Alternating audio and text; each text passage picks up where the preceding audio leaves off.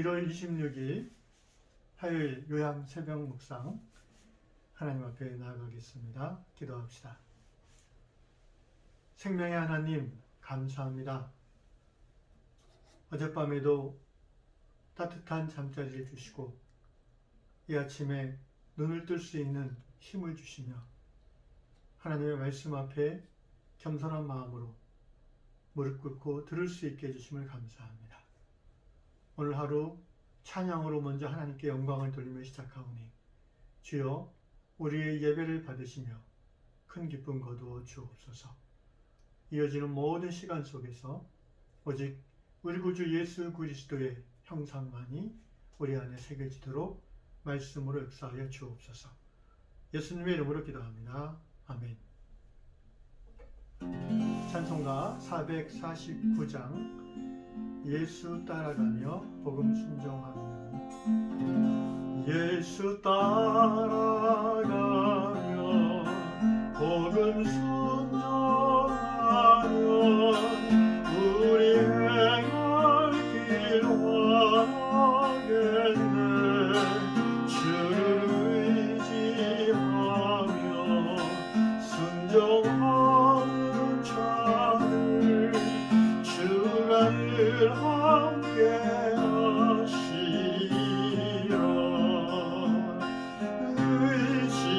의지하고 순종하는 길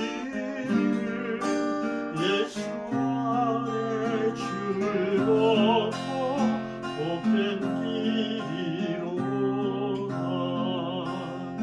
해를 당하거나 우리 고생할 때 주가 위로해 주시겠네. 주를 의지하며 순종하는 자를 주가 함께해 주시리라. 의지하고 순종하는 길 예수 안에 즐겁고 복된 길이로다. 5절 주를 힘입어서 말씀 잘 배우고 주를 모시고 살아가세. 주를 의지하며 항상 순종하면 주가 사랑해 주시리라. 의지하고 순종하는 길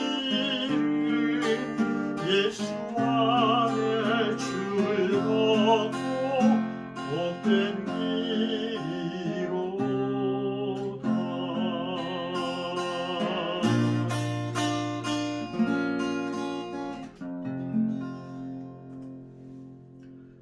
하나님께서 오늘 우리에게 주시는 말씀 누가복음 5장 1절로 11절 말씀입니다.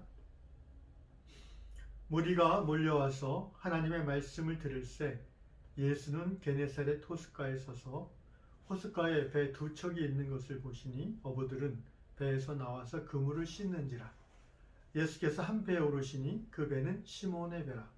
육지에서 조금 떼기를 청하시고 앉으사 배에서 무리를 가르치시더니 말씀을 마치시고 시몬에게 이르시되 깊은 데로 가서 그물을 내려 고기를 잡으라. 시몬이 대답하여 이르되 선생님 우리들이 밤이 새도록 수고하였으되 잡은 것이 없지만은 말씀에 의지하여 내가 그물을 내리리이다 하고 그렇게 하니 고기를 잡은 것이 심히 많아 그물이 찢어지는지라.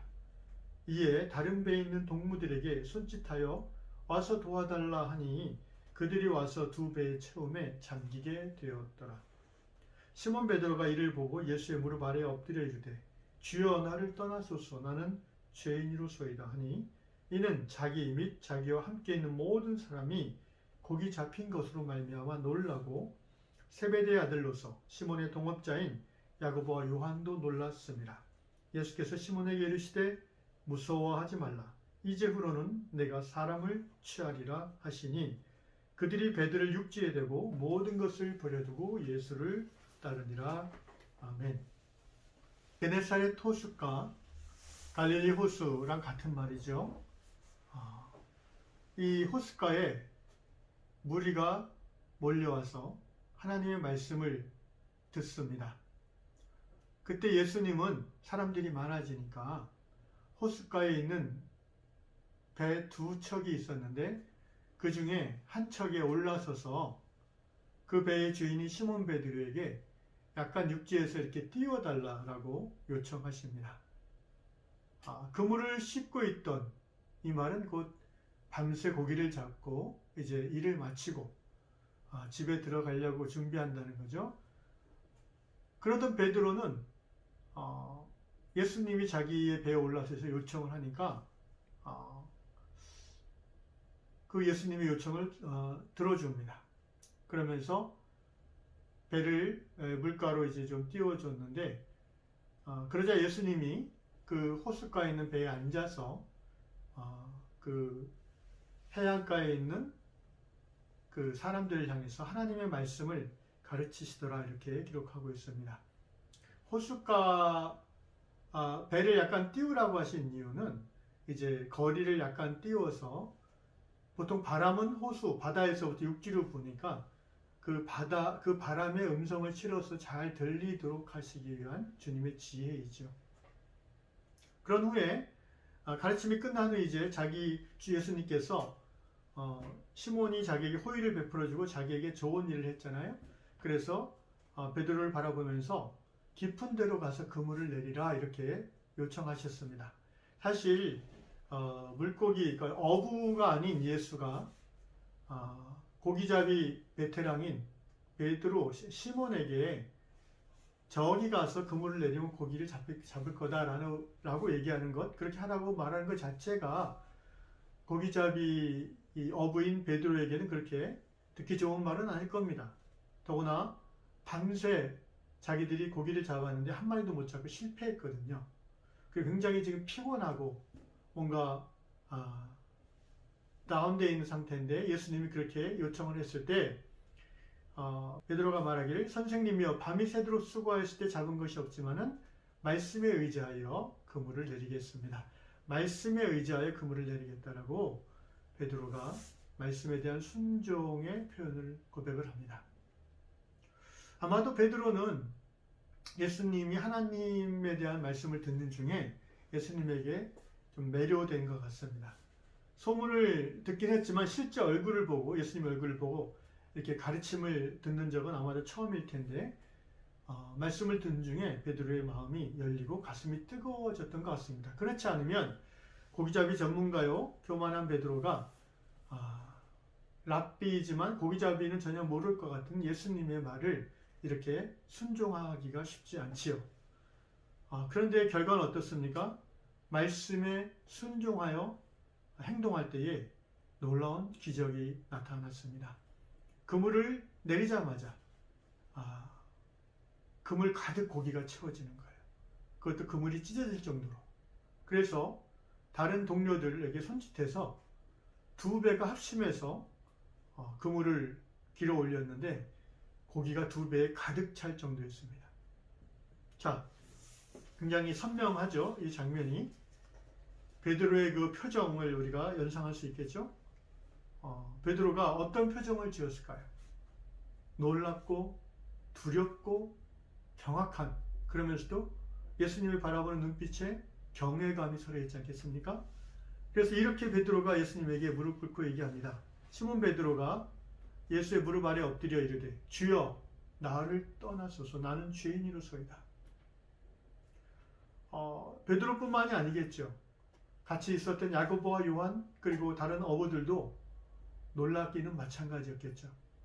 베드로가 가장 당사자였기 때문에 예수님 앞에 무릎 꿇고 이렇게 요청을 합니다. 나를 떠나 주십시오. 나는 죄인입니다. 왜 이렇게 요청했을까요? 예수님이 자기랑 함께 있으면서 고기를 잡으면 훨씬 더 이기지 않겠습니까? 예수님이 자기 함께하는 게 너무나 좋지 않겠습니까? 그런데 베드로는 나를 떠나달라고 이렇게 요청합니다. 그 이유는 예수님의 말씀대로 순종했더니 기적이 일어났어요. 여러 해 동안 이 갈릴리 바다에서 고기를 잡았던 어부들이 놀랄 정도의 기적이에요. 그 기적은 곧 예수가 하나님의 아들이라는 소문이, 예수가 그리스도라는 소문이 사실임을 이 자리에 있는 모든 사람에게 확증해 준 것입니다. 기적은, 하나님의 기적은 그 기적 자체가 의미도 있지만, 그 기적의 혜택을 입은 사람에게 그 기적 자체가 큰 의미가 있지만, 더 중요한 의미는 기적은 하나님을 가리키는 것입니다. 우리는 기적을 경험할 때 하나님의 하나님 되심을 깨닫고 하나님 앞에 마음이 열려서 나아가게 되는 거죠. 그런 의미에서 예수님 당신은 물론이고 2000년 교회 역사 속에서, 그리고 오늘날도 예수의 이름으로 병자가 낫고 기적이 일어나는 이 모든 것들은 결국 그 자체의 의미보다도 그 기적을 경험한 당사자와 그 주위 사람들에게 하나님의 하나님 되심이 드러나게 되는 것이고, 예수 앞에 무릎 꿇고 나오게 되는 것입니다. 그런데 예수보러 왜 떠나라고 했을까요? 그것은 유대인들의 그 문화죠. 하나님의 아들, 곧 하나님이 자기 앞에 계시다는 것은 굉장히 두려운 일입니다. 왜? 자기는 죄인이니까. 죄인이 하나님을 만나면 어떻게 된다고 생각합니까? 죽는다고 생각합니다. 그래서 베드로는 자기의 그 평소 그들의 문화에서 나오는 고백이죠. 저를 떠나 주십시오. 저는 죄인입니다. 이렇게 고백한 것입니다. 예수께서는 5장 10절에서 시몬 베드로에게 이렇게 말씀하시면서 위로하죠. 무서워하지 말라. 예수님도 그 문화 속의 사람이기 때문에 왜 이렇게 베드로가 말하는지를 아는 거죠. 그러니까 무서워하지 말라. 네가 죽지 않는다. 이제부터 너는 고기를 잡는 사람에서 사람을 낚는 사람으로 변화될 것이다 라고 베드로에게 말씀해 주십니다. 어떻게 보면 베드로는 고기를 낚았지만, 고기를 잡아올렸지만 예수님은 사람을 잡아올린 것이죠. 예수님은 여기서 12제자 중에 베드로, 야고보, 요한, 가장 사랑받는 세 제자를 낚았습니다. 자, 마지막 절에 보니까 그들이 11절에 배들을 육지에 대고 모든 것을 버려두고 예수를 따르니라. 오늘 새벽 말씀의 제목은 모든 것을 버려두고 예수를 따르니라 라고 정해봤습니다. 우리가 예수를 믿는다는 것은 지금까지 살아온 삶이 완전히 바뀐다는 것을 의미하죠. 정체성에 있어서 우리가 더 이상 죄의 노예가 아니라 왕의 백성이 된 것이고, 세상에 죄와 죽음으로 죽을 수밖에 없는 사람이 아니라 하나님의 자녀로서 영원한 생명을 얻은 사람. 이것이 당장 겉으로는 드러나지 않지만 이미 영적인 우리의 신분은 예수를 믿고 거듭난 순간 그렇게 변화되는 것입니다. 그런데 이러한 영적인 변화는 실제 삶에서도 당연히 변화를 야기하죠. 여기 이 베드로, 야고보, 요한은 모든 것을 버려두고 예수를 따랐다고 성경이 기록하고 있습니다.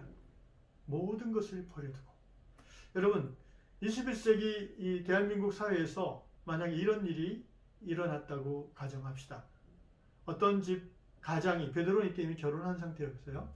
가장이 어느 날 어떤 사람을 만나가지고 완전히 그 사람이 빠져가지고 모든 것을 버려두고 그 사람을 따라 나가버렸다.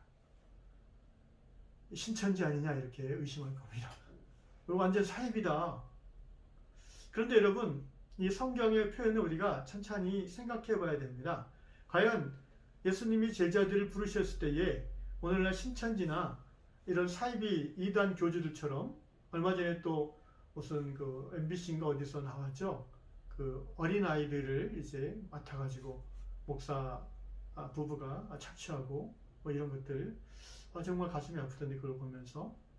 예수님도 그런 비슷한 종류였나? 전혀 아니죠. 그럴 수가 없죠.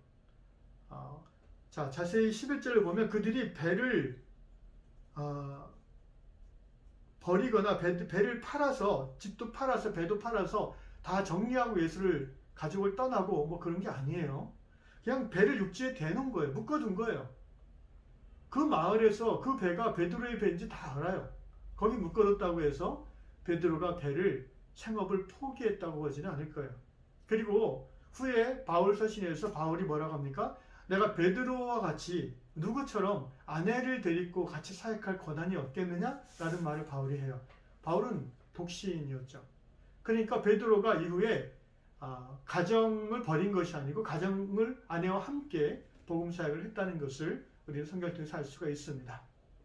결국 우리가 생각하는 그런 사이비 이단처럼 그 교주에게 혹해가지고 비상식적이고 비정상적인 삶의 행태를 보이는 것이 아니라 다만 그 순간 다른 모든 것에 우선해서 예수를 따라 새로운 인생의 방향을 정했다는 것이죠. 가족을 버리거나 모든 재산을 다 예수에게 바친 것이 아니에요. 사이비나 이단들은 교주가 다 달라고 그러잖아요. 그래서 성도들은 가난한데 신도들은 교주는 땅 부자, 빌딩 부자잖아요. 예수님은 재산이 있었나요? Nothing. 아무것도 없었어요. 인자는 머리 털 것도 없다고 하셨어요. 그러므로 이 모든 것을 버려두고라는 이 말씀을 우리가 삐딱하게 봐서는 안 됩니다. 역으로 생각해 봅시다. 그러면 예수를 믿고 인생이 바뀌었는데 아무것도 버리지 않고 사는 게 정상일까요? 모든 것을 버리지는 않을지라도 뭔가 인생이 달라졌다는 것은 뭔가 그동안 내가 움켜쥐고 있던 것을 내려놨다는 의미가 아니겠습니까? 아무것도 안 버리면서 예수를 따라 살 수는 없습니다. 그래서 많은 분들이 이 본문을 읽으면서 좀 주눅이 들어요. 우리는 사도가 아니니까, 우리는 목사님이 아니니까.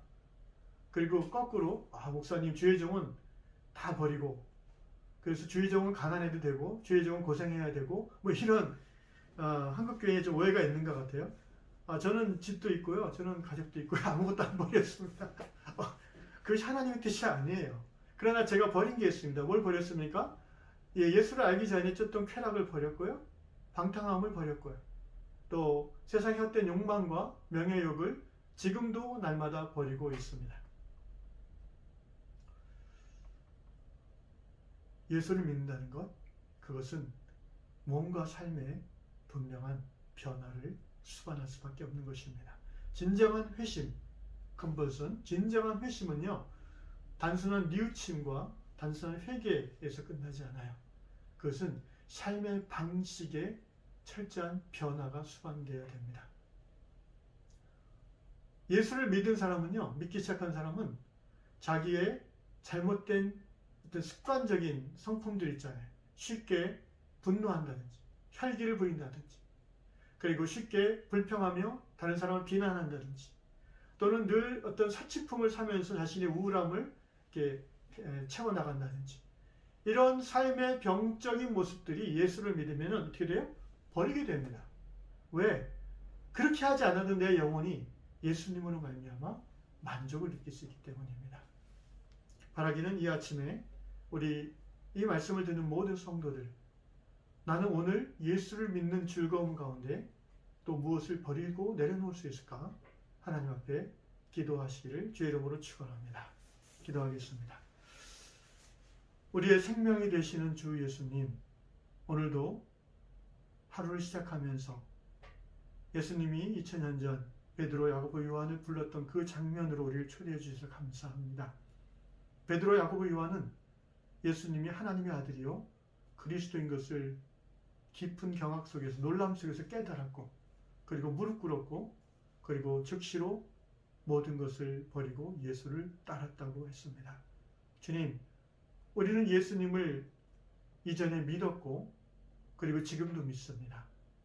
그렇기 때문에 날마다 예수를 믿고 따라가는 삶에서 우리가 내려놓아야 되고 버려야 될 것이 있는 줄 압니다.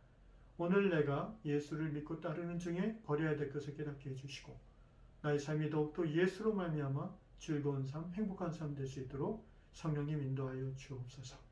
감사합니다. 예수님의 이름으로 기도합니다. 아멘. 주기도문으로 마칩니다. 하늘에 계신 우리 아버지, 아버지의 이름을 거룩하게 하시며 아버지의 나라가 오게 하시며 아버지의 뜻이 하늘에서와 같이 땅에서도 이루어지게 하소서. 오늘 우리에게 일용할 양식을 주시고 우리가 우리에게 잘못한 사람을 용서해 준 것 같이 우리 죄를 용서해 주시고 우리를 시험에 빠지지 않게 하시고 악에서 구하소서. 나라와 권능과 영광이 영원히 아버지의 것입니다. 아멘.